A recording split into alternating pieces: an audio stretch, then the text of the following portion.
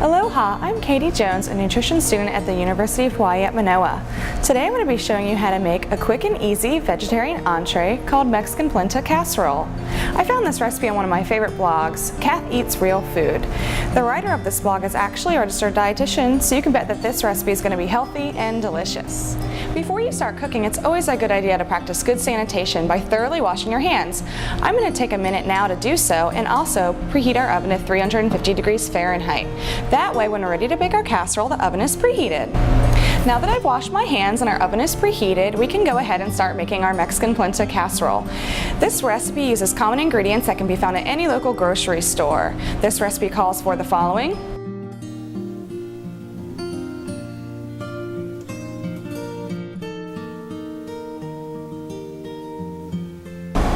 Alright, in order to make this recipe extra healthy, I suggest using reduced sodium products when possible.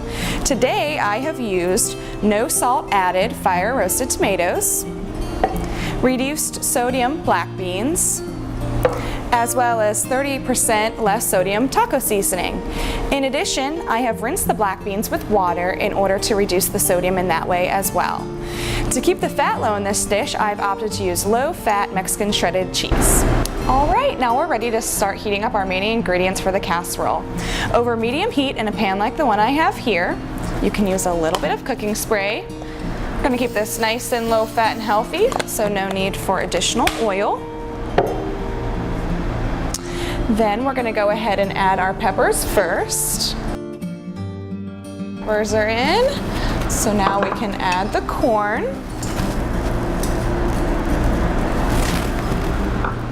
And our fire roasted tomatoes. And then our black beans. Go ahead and just use a spoon to mix everything together well, so it all gets a chance to mix up and get hot.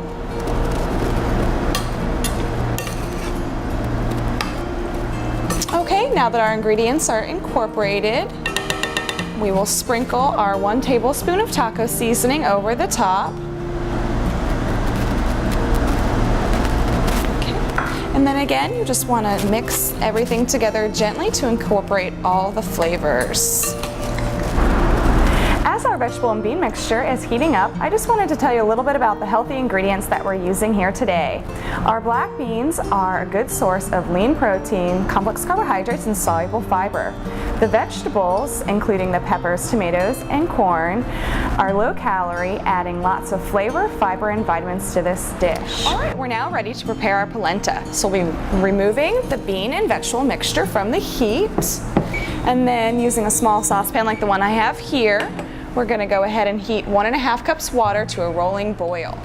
Now that our water has come to a full rolling boil, we can add 1/2 cup of dry polenta. And then you can actually remove the saucepan from the heat. It'll take just a couple minutes to thicken in the hot water, and you can stir occasionally with a whisk like I'm doing here. Alright, now that our polenta is ready, we're ready to start assembling our casserole.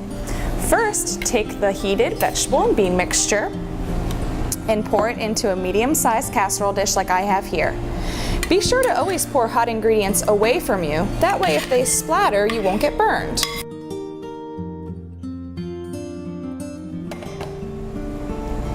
Okay, just kind of smooth it out a little bit to make an even surface. Alright, next we'll take our polenta and using a rubber spatula like the one that I have here, just evenly spread it out.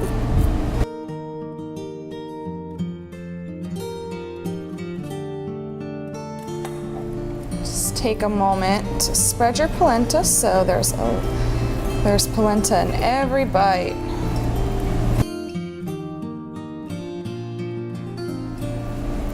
Also creating a nice even surface.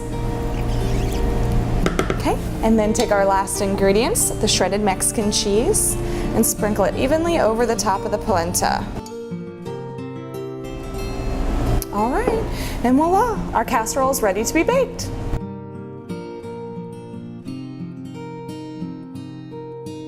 All right, it's been 20 minutes. Let's check on our casserole.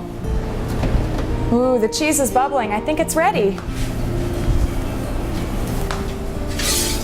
Wow, that looks and smells delicious. But let's let it cool for a bit before we dig in. All right, now that our Mexican polenta casserole has cooled down a bit, let's try some. I like to serve my casserole with a little bit of mixed green salad. This casserole makes 4 servings, 4 big servings.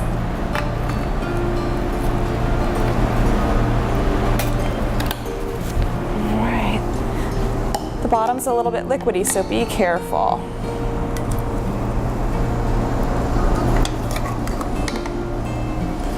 Make sure you get all the bean and vegetables with yours.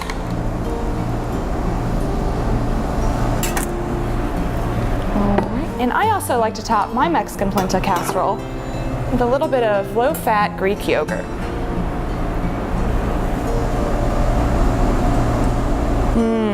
Doesn't that look delicious? Let's try some.